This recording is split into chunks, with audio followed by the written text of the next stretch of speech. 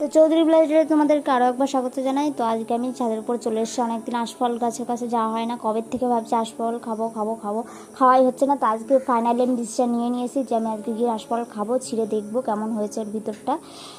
পুরো প্রায় 3টে মাস আমি ওয়েট করেছি যে কবে এটা খাবো।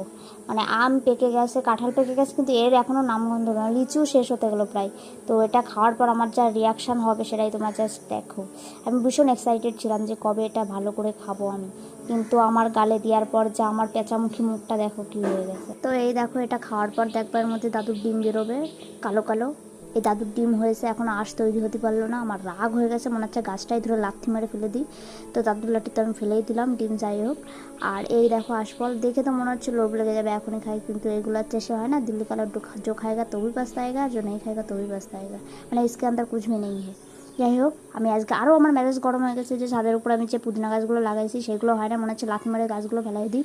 মানে এত ন্যাচারালভাবে মাটি তৈরি করেছি, বৃষ্টির জল পাচ্ছে, রোজ জল দিচ্ছি, তাও গাছগুলোর কোনো গ্রোথ হচ্ছে না। মানে অতিরিক্ত যত্ন হয়ে গেলে পরে যা হয়, মানে এদেরকে যদি অবহেলায় মানুষ হতো এরা মনে হয় আরও বেশি বাড়তো। যাই হোক, আর আজকের মতো এই পর্যন্ত দেখা হচ্ছে নেক্সট ব্লগে। আর এই আশফল তোমরা কে কে খাও অবশ্যই আমাকে কমেন্ট করে